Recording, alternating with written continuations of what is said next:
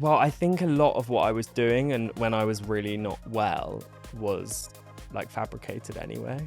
I wouldn't go on a walk. I think I probably spent like a month basically in bed, and I would just use like old footage, Right. pretending that was what I was doing. So living in the country as a gay couple, what's the reality of that? You wouldn't.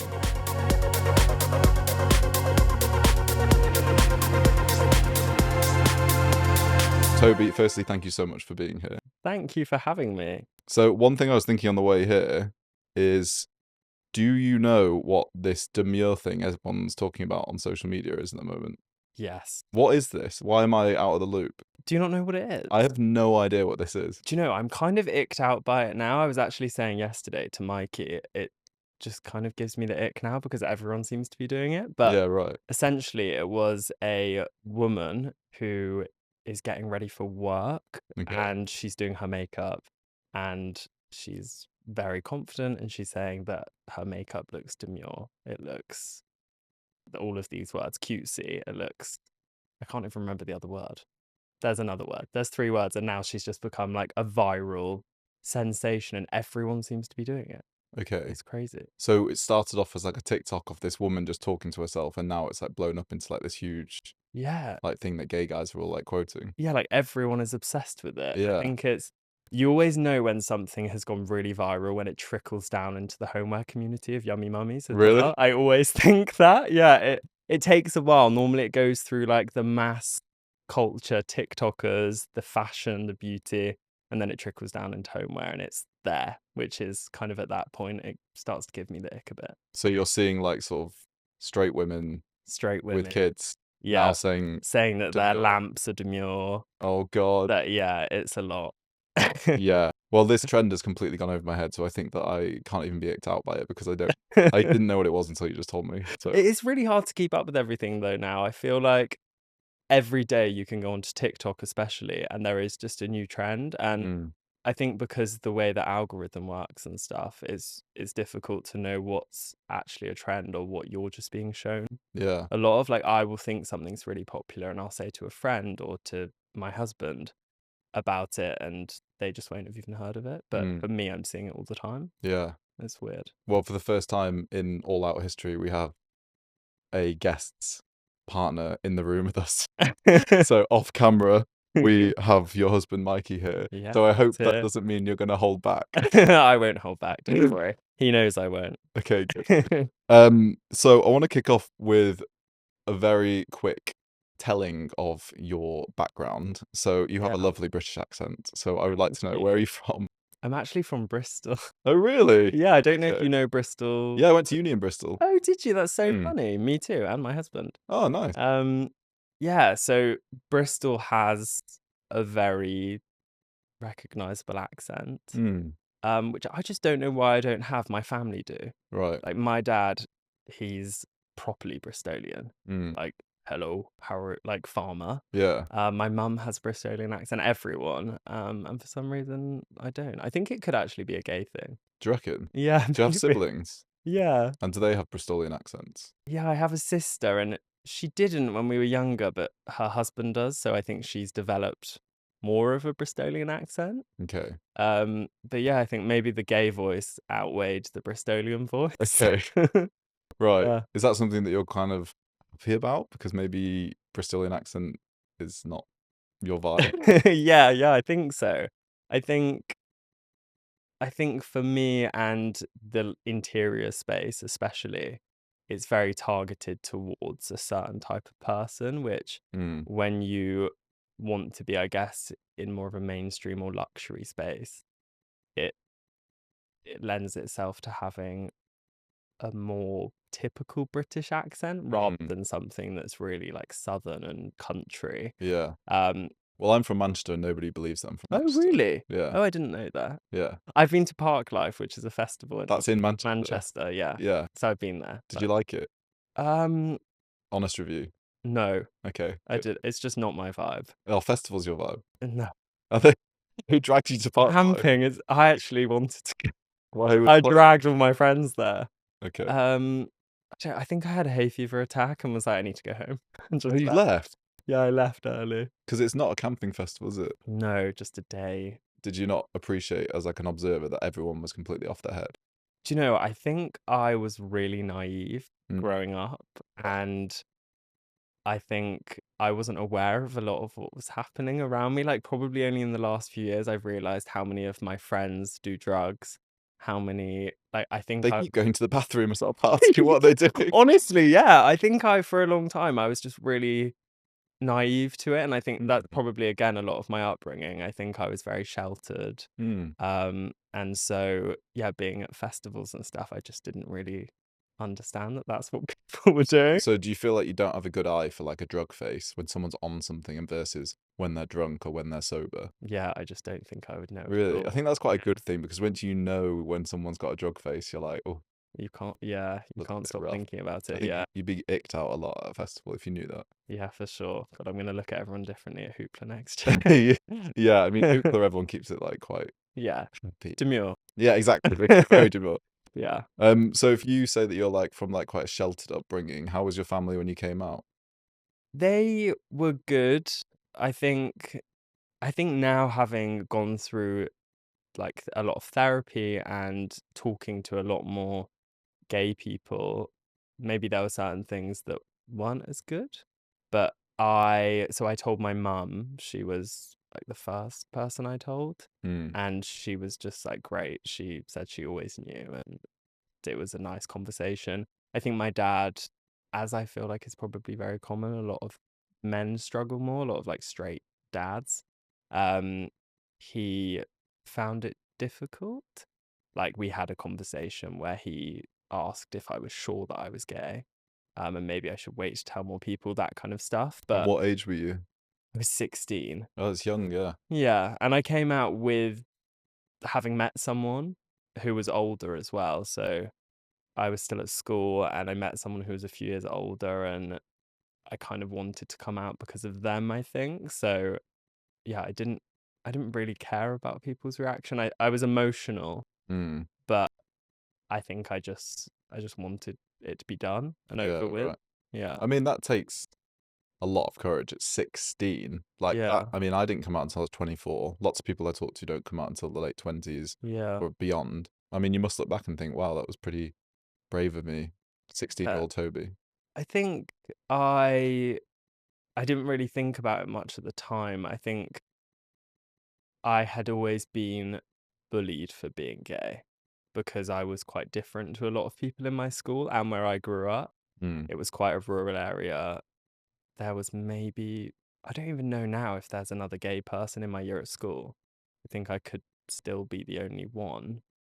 And so I was called out a lot for being different, and like the straight boys in school would like shout names and stuff. mm, So I think I kind of just wanted to like rip the bandage off and yeah, say, yeah, I am gay, yeah. so that that would kind of stop, which actually it really did, Oh, right, that's which good. was, yeah, funny. I feel like I became a lot closer to the people maybe who would have bullied me before after I came out, Mm. which is weird. Yeah, I can kind of understand that. It is a bit of a fuck you, though, to the people that were bullying you because it's picking on difference, isn't it? Yeah. And then it's almost like, well, you've made me have to, like, maybe come out sooner than I would have liked in a sort of way that I wasn't comfortable with. I don't know, like, do you feel, Yeah. like, happy when you're reflecting your coming out, or did it feel like you kind of had to do it because people were kind of mentioning to you all the time?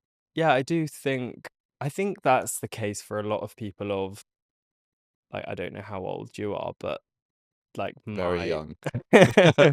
21. Yes. I think that kind of age range, and my sister, she was a teacher, and she said that it was completely different now. Mm, Like, there was less pressure for people to come out, and there was a lot less bullying related to someone's sexuality.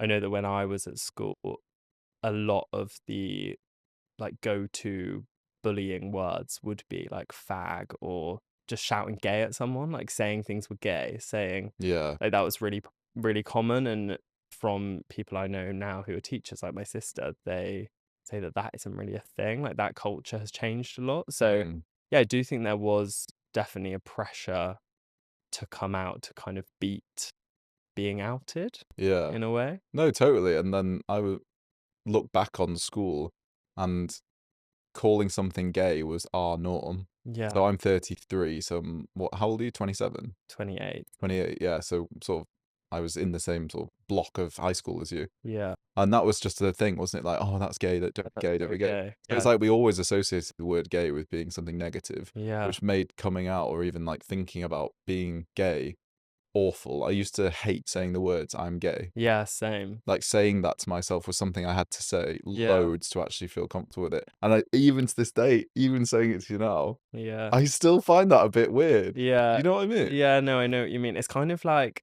I don't know if you have this, but I always think it of the hairdressers. Mm, Like when you're getting a haircut, and I dread them asking me about like my living situation, or if I have a partner, or if mm, because I don't want to have to say like I am gay, I have a husband, I guess for fear of judgment. yeah. But luckily now I have a long-term hairdresser who I don't need to Okay, explain good. it to, and he's gay, so it's fine. That is perfect. But I don't think that I came to terms with my like queerness or gayness until probably the last year. Wow, really? So yeah, I think for a long time, even with being online, I think I was doing a lot to try and like fit a different stereotype of Mm, a person and kind of like break the mold of maybe what a traditional gay man in their 20s looks like or does.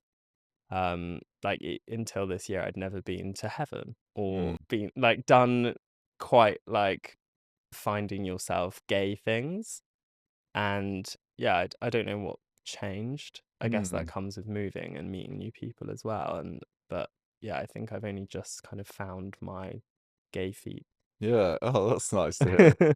Yeah, finding my gayness with and going to places like heaven. I think I would have found it really uncomfortable before and almost would have judged people who were so open with their sexuality and really confident in their skin because Mm, I was trying to mask, I guess, though that side of myself to make myself present better to the straight normal straight narrative. yeah. Yeah, rather than accepting that gayness. And how long have you been married for? Um 3 years in December. 3 years in I December. think Wow, that's so you right. got married when you were like 24. Yeah, 20, just 25. And how were your family with that whole marriage, and how did it feel to you to get married in front of um Yeah, everybody? they were good. My parents and like family love Mikey and always have. I think we've been together since we were 17. Wow. So a really long time. Yeah. Um, like with a few breaks along the way. Yeah. But yeah, they all love Mikey, so it was like a really accepting, happy day. Nice. We had a small wedding. I think because we were I didn't want to be vulnerable to certain family members, basically, like extended family, who I think are quite homophobic. Um, and they've never like outwardly done anything, but they, you just know when Mm, someone's like very judgmental. So we had a smaller ceremony so that we basically could get away with not inviting like aunts, uncles, cousins. yeah. Um, and yeah, it was perfect. It was just like a very judgment-free day. But again, weirdly, I don't regret anything about our wedding. I loved it. It was a perfect day. But I think now I would do it very differently. Mm, I think I would have like more of a party, something that kind of embraced like who we are now and the gay side of ourselves and our lives rather than doing quite a typical like British country wedding that I guess fit the mold of what our family would have expected of us if we were a straight couple. yeah.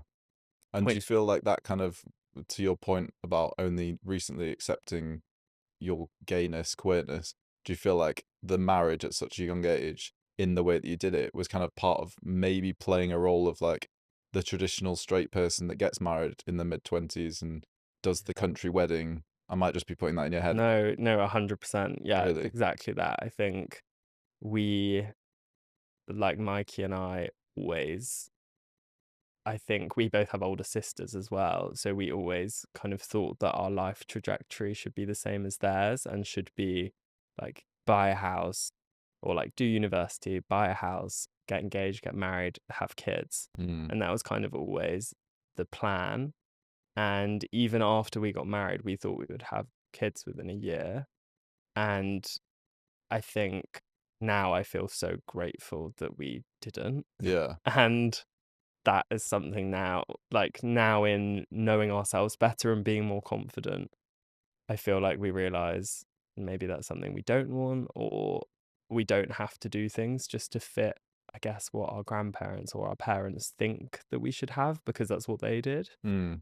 Um, but yeah, I think definitely looking back, we made a lot of decisions in our lives based on how like a traditional straight couple would, Mm. which it feels nice to not be doing so much of now. Yeah. So you guys together basically, you met when you were 17. Yeah. Were you always very aligned as like the sort of life that you want? So like if you follow you on social media, you're extremely good at curating a life It's fake. visually. Yeah, It's all fake. we'll get into that. But like it looks as though like you know exactly what you want out of life, the type of home you want to build, like, and this with Mikey. Has that always been like a shared vision? I don't think so, no. I think I'm and like any haters of mine would fully love me saying this, but I'm very like dominant, I think, in our relationship. So normally what I want, I think is what would happen. Mikey is like a lot Are you nodding more along? he is a lot more like submissive in his choices. Mm, So I think if I want to build a certain style of house, I know even if Mikey doesn't within a few weeks, he'd be like, this great idea. I want this, blah blah blah. And I'm like, oh, that's funny. yeah. Um, so yeah, probably not. I think if we weren't together from when we were really young, then we would have gone in very different ways because we are quite different people. I think I, from a really young age, was obsessed with homemaking. Mm, And I don't know where that came from, but you know, like Desperate Housewives, which is mm. having a massive resurgence right Is it now. really? Yeah. Yeah, like everyone's obsessed with it, like Gen Z on TikTok. I feel like I was always very much the like Brie Vanderkamp. Like Okay. I wanted to be that. Mm. I don't have you seen Desperate Housewives? Do you know? Only for Jesse Metcalf in the gardening Oh, scene. okay, yeah. A gay awakening. Fair. Yeah, I feel like that actually was my gay No awakening. joke. Genuinely, I think it was Fair. many people's gay Yeah, awakening. I'm sure it was. Yeah. Um, but yeah, I think I always liked the idea of being this like perfect, not that that's a thing, but like the type of person who'd come round and their home would always be like immaculate. Mm, They would be like a really good cook. They would look very like clean and poised. Yeah, I don't know why I guess we ended up going down such a like traditional mm. route, but I'm sure a lot of it did come from being younger and being like really obsessed with wanting that, whether that was for wanting to impress parents or friends or put out a front that I guess I don't have the like lifestyle that a lot of parents I think fear for their gay child. Mm. Yeah, I don't know. If you were from the age of, you came out at 16, Yeah. you then experimented with gender more, like wearing sort of femme clothes, and you kind of hit the big city, and you kind of lived life differently as a gay man, and Yeah. like were with, you know, whatever, lots of guys in the city doing your thing. Yeah. Do you think that you're saying that that is something your parents would have feared of Yeah. you? Yeah, 100%. I think I grew up in like a very straight environment. Mm. Like out of the city. I didn't know a single gay person. Like when I came out, I was the first gay person that I knew. Yeah. No, I was always gay. Yeah. And I think I heard a lot of like homophobic language, maybe because of the times or because of the network In that the home? yeah, I think, and like, I love, there's no critique of my parents now. They're so accepting and they love me for who I am, whatever that is. But I know my dad in particular, like, I can remember conversations of him and his friends, like, calling people fags and calling people like even comments about like AIDS and HIV. I remember those kinds of conversations Mm, when I was younger, and I think that made me probably subconsciously want to live as straight a gay life as I could. yeah. And I think even like my grandparents, and they won't listen to this, so I can slag them Okay, no, go for it, please do. off. But my dad has two brothers, and each of them have a gay child. Right. Um, and one of my cousins is like very flamboyant, Mm, like more so than I've ever been. And I love him. He's like great. And more recently, I've seen a lot more of him at like Hoopla or Girls Aloud concerts, that yeah. kind of stuff.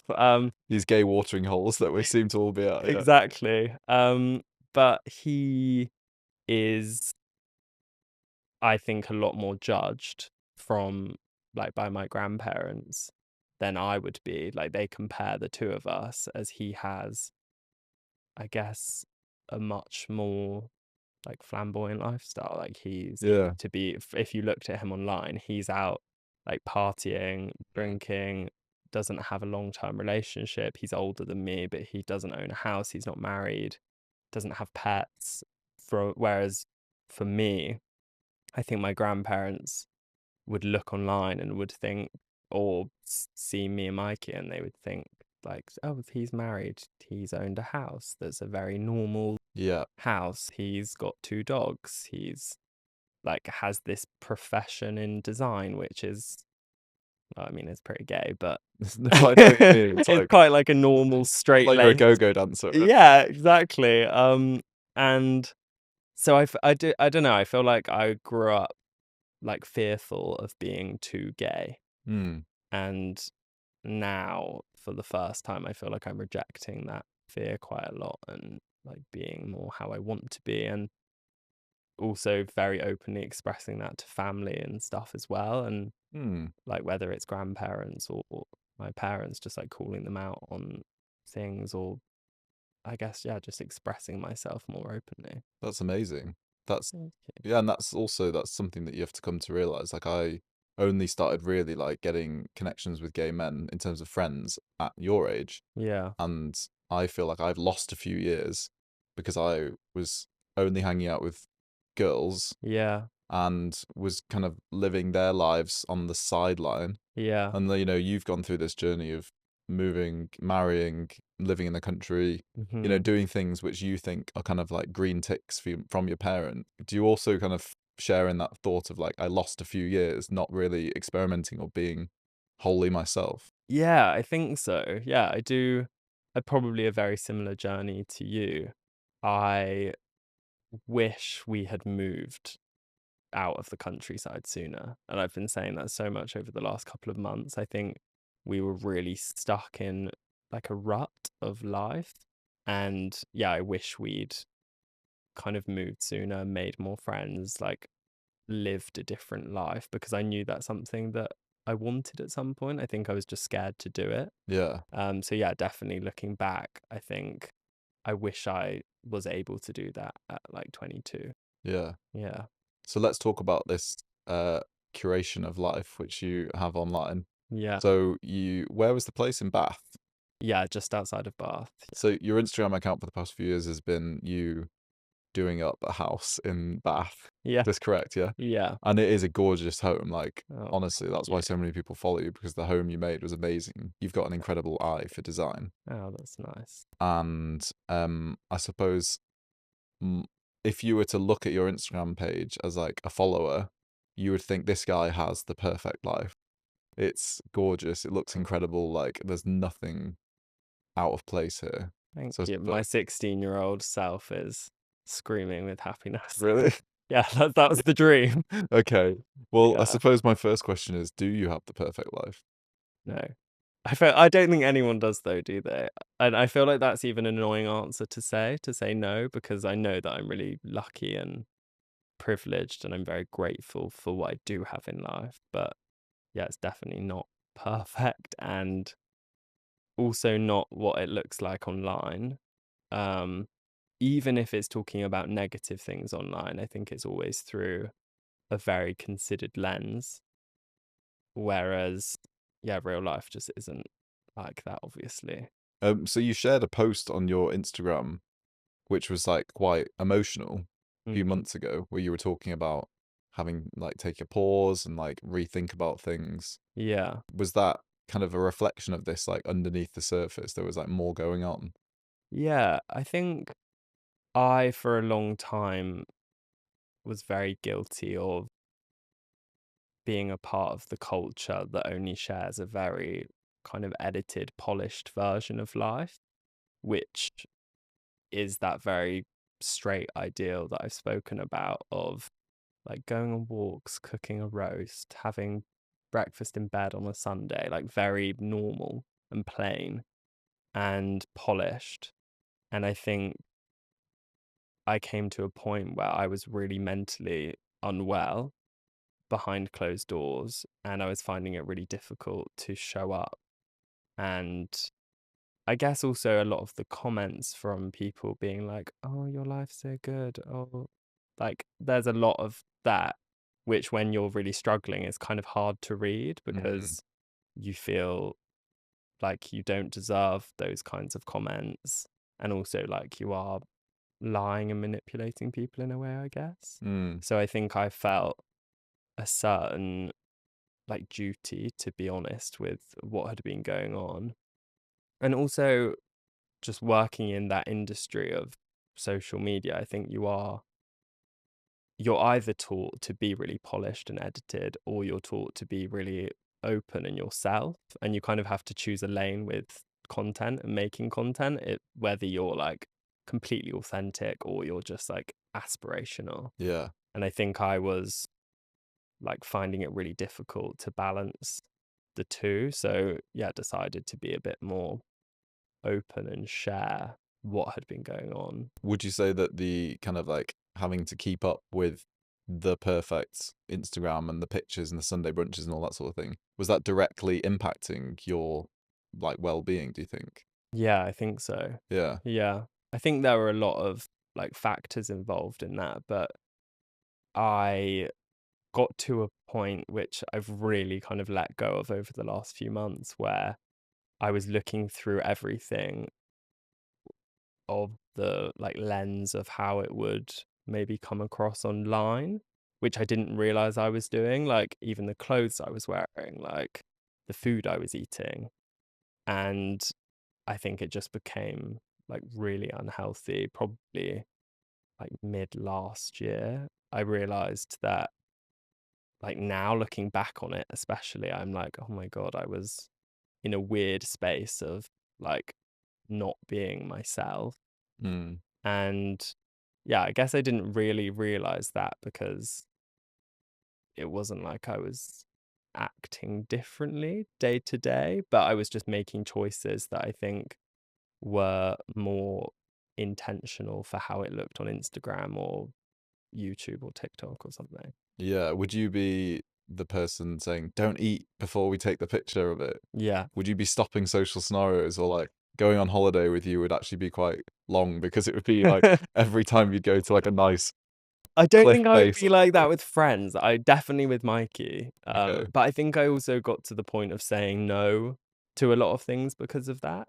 Um, like no to a lot of social situations that otherwise I would have really loved because I was thinking about how that aligns with like a brand that I've created. And I feel like I'm very lucky in a way that the brand that I created wasn't damaging in terms of like you see a lot of people who are like young TikTokers and maybe their brand is really fun and energetic, and that might mean that they go clubbing every night and make these funny videos and they get drunk. And like I feel fortunate that what I was doing didn't include that. It was cooking like wholesome meals and going on dog walks. But Mm. I think still living a life that isn't completely authentic is hard and it does take its toll Yeah. on you, which is essentially why we made the decision to just move and like start afresh, I guess. You could say like anything which is deemed to be like fitting under the umbrella of perfect life, it's all quite performative, isn't it? Yeah. Even going to like Soho House, or Yeah. going to, like, a really fancy holiday in Greece, Mhm. there's something Yeah. I think undoubtedly so. performative about doing it, right? Yeah. It's like you're not fully present because you are Yeah. kind of thinking, like, how am I looking doing this? Like, who are Yeah. those people? Are they looking at me doing it? Do you know what I mean? It's quite Yeah. it's and then that kinda 100%. takes away from the enjoyment of a lot of things, isn't it? Yeah, yeah, I agree completely. And I think as a gay man as well, you are very like hyper aware of how you look or how you come across in a certain situation, probably from trying to mask being gay for a long time. You're very aware of what you're doing. So, Mm, yeah, I think that combined with the social element of like how you look in every situation, how it's serving your platform or your career is difficult because there is such a fine line, I guess, between real life and work life when mm. social media is a big part of your job. So did you say you were, like, having a down day, Yeah, but then you had to keep up the content, so you posted, like, what would look like a perfect walk in the countryside. yeah, You posted it online, yeah. and then you got reactions off people, which were, like, all positive. How did that make you feel? Um, well, I think a lot of what I was doing and when I was really not well was like fabricated anyway. I wouldn't go on a walk. I think I probably spent like a month basically in bed and I would just use like old footage, Right. pretending that that was what I was doing because I had to keep up posting things because I'd have commitments to brands or to different things which I would film when I felt like I could, but I obviously had to keep up the in between so that I didn't just go cold. Mm, Um, but yeah, I think I felt for a long time just like a bit of a liar. mm, And kind of like earlier, I mentioned meeting people like followers and them being surprised about how I talk or like even drinking, like people wouldn't think that I would ever have a drink or be able to let my hair down or because of my tone online.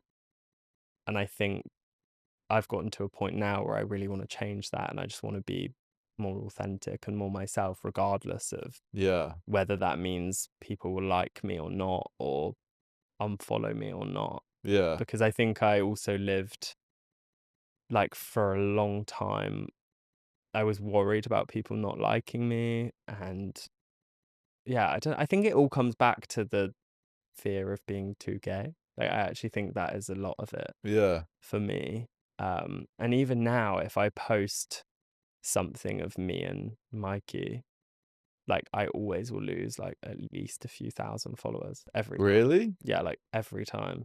I just have, like, a massive dip in followers, and I don't know why. Well, I guess it's because a lot of people follow me only for, like, design ideas or paint colors or they followed based on one video and they maybe didn't realize that I was gay. Um, yeah, so it's weird. That is, yeah, really weird, but I would say back to that, like, good riddance. Yeah, that is, I think now what I think, but a while ago, I felt like I would rather retain Yeah, those people being there than I would express myself and share my relationship, yeah. which, yeah, I'm definitely trying to just not think that way anymore, which, yeah, I would say I'm not, which is good. Well, I would argue that it will be much more in your favor to be more gay online, Yeah, to kiss Mikey harder online, yeah, to gain followers who, like, actually yeah, love you as, like, a whole person, and then yeah. gain gay followers as well. Like, get rid of those fucking Cat. arseholes, whoever they are. Yeah. But a lot of the like hate and stuff I get online, it seems to be like middle-aged women, which is really weird. That is weird. And I think it's weird because those are the types of people that I have always been trying to impress. Mm, And I think as soon as I share something that's actually like raw and genuine, they are the first one to moan and to, yeah. yeah, like say horrible things. You should do, like, a sort of queer art series, Yeah. like a sort of in the home, like, like, just, like, introducing themes of, like, more gayness, which isn't specifically about you, Yeah. but it's about, like, interiors and, like, books, coffee table books, which is about Yeah. there's an amazing coffee table book called Loving, which is, like, photographs of gay men throughout Yeah, history in love with each other. So there's like photos from the 1800s of men holding good hands, idea. and it's I'm gonna really have to misogyny. hire you as like a Oh, okay. yeah, a Well, consultant, I'll content WhatsApp you with consultant. my ideas after this. Please do. So I don't know if you ever read the book The Velvet Rage. No, I haven't. There's a quote in it, which I'm gonna read out, which is gonna make me sound so intellectual. It says, so the book's called The Velvet Rage: Overcoming the Pain of Growing Up Gay in a Straight Man's World, Okay. and it's a very famous book for like queer people.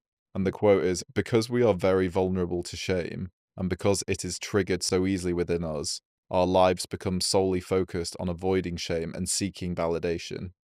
So it's all about the idea that like when we were younger, we were ashamed into things. So we, as young in the closet gay people, were desperate for validation. Yeah, So much so that when we become adults, we lean far more into perfectionism than straight people. yeah. Anything which is to do with aesthetics, Mhm. typically gay men go into those roles because we're desperate to create beauty, So in interesting. result making people validate us. Yeah, So I guess a lot of that actually resonates with a lot of the stuff that you've said about your experience before, yeah, in terms of like wanting to fit the mold and creating this wonderful Brie Vanderkamp life. yeah, 100%. I think a lot of and a lot of the conversations that I've had in therapy or like this today, it always seems to come back to wanting validation from people for me. Yeah, And I think a lot of people who work in social media making content would kind of be lying if they said that they don't want validation. Like, why else would you care about your engagement or like how many likes a photo gets? totally. Commenting, like, you wouldn't care if it wasn't about validation. Like, if it was just for the art of making something, Yeah. you wouldn't even put it out there because, like, why would there be reason for judgment? Mm. Um, yeah, so I think that's really interesting. Yeah. Read it. Yeah, you should definitely read it. Yeah, Should. it's a good book. Yeah. And it does kind of like it doesn't resonate with everybody who reads it. Some people had incredible experiences of coming out in the family and not being that kid. So what does the dream life look like for you today, if you were to answer that question? I think it's changed so much and it's changing all the time that, like, if money were no object, the dream life I think would be buying like an amazing house or apartment in London and or New York. I've always wanted to live in New York and Mm, just like living and just not planning so much. I think I've always been a massive planner and have felt really anxious at the idea of not knowing exactly what's next and what's to come, which is, I think, probably why I did a lot of things really early. Like, I bought a house at 21, got engaged at 23, married at 25. Whereas now, for the first time, I think I really enjoy the idea of just not mm, knowing what's coming or what's happening. And yeah. yeah, I want that to be the case. Like, I don't know. I want to just see what happens. Be a bit But more experimental, free flowing. yeah, I See think what so. And even with work, I want to say yes to more opportunities and to different things and varied things rather than just staying in the same lane and doing the same thing all the time. Mm, Because I feel like I did get to that point of when I was doing more design work, just designing the same country projects for Yummy Mummies. And even with content, I was just doing the same sort of thing. So yeah, I definitely want to push myself yeah. out of my comfort zone. So living in the country as a gay couple, Yeah. so I spend like maybe 50% of my day living in London, wishing I lived in the Cotswolds. Like, oh God, I've been here for 13 years, so I'm like, old hag now. But I do think like, fuck, I would love to just like have some green space, some quiet, be able to sleep with the stars outside, like all that sort of thing. So what's the reality of that? You wouldn't. Like, you wouldn't want to go from living in London to doing that, I don't think. Why? What didn't you like about it?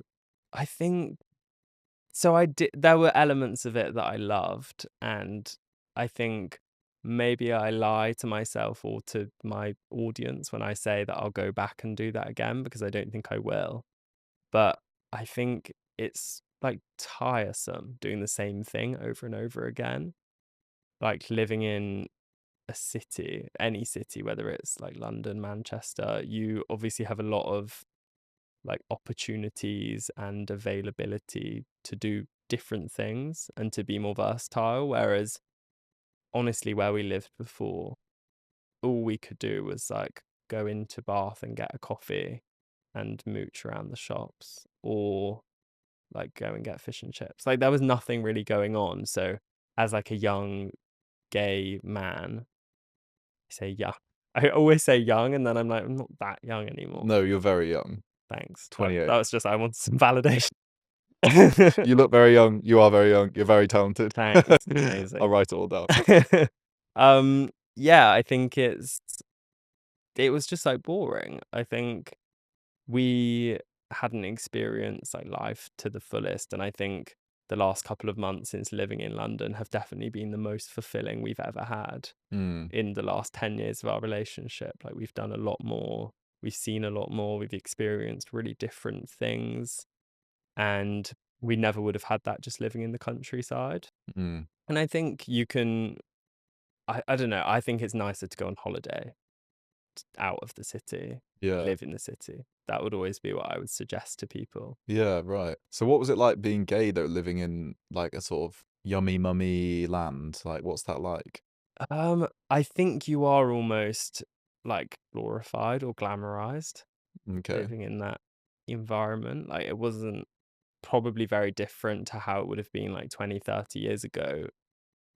I didn't experience homophobia, like, or not outwardly anyway. I think a lot of the women who live in the village kind of see you as like the token gay person, because there normally is only one Yeah. gay couple who Mm. live in a small village. Yeah. Um, so yeah, it was nice, but also quite insular. We didn't have friends nearby. All of our friends live in London. Mm. So that even in Bristol or Bath, which were the two nearest cities, we had like maybe 2 or 3 friends. And that was it. So that was kind of how life looked. It was just traveling into London for social events and then going back and basically sleeping Mm. at our cottage. Yeah. So yeah, it was just slow. It Right. was like, it kind of was what I say it is online. Like, that's not a lie. A lot of what I talk about is like calming and cozy and slow and like having a warm space, which is exactly what it was. But I think we needed something that had more energy. Mm. And that's what you feel like you've got. Yeah, definitely. I feel like we were like in our 60s, in our 20s, Yeah. if that makes sense. Yeah. And now we're in our 20s, in our 20s. Yeah. Yeah. Well, no, I'm excited for you. Like, honestly, I think that you guys are gonna have a lot of fun, Thank you. and I will be here if you need to get suggestions. Yeah, please send me a list. I grew up just like in the countryside as well. I don't Yeah. know how the tube works. I don't know. And I used to come to London all the time, but I still am just like a Martian. Yeah. Well, it's good. It's nice because it means that you're still excited about everything. So I'll see you in 13 years and see if you're desperate to move out to the Still the same. Yeah. Yeah, we'll see. Well, Toby, thank you so much for joining me. Thank you. Thank you so much for having me. No, it was really great chatting to you. Thank you. So nice to talk.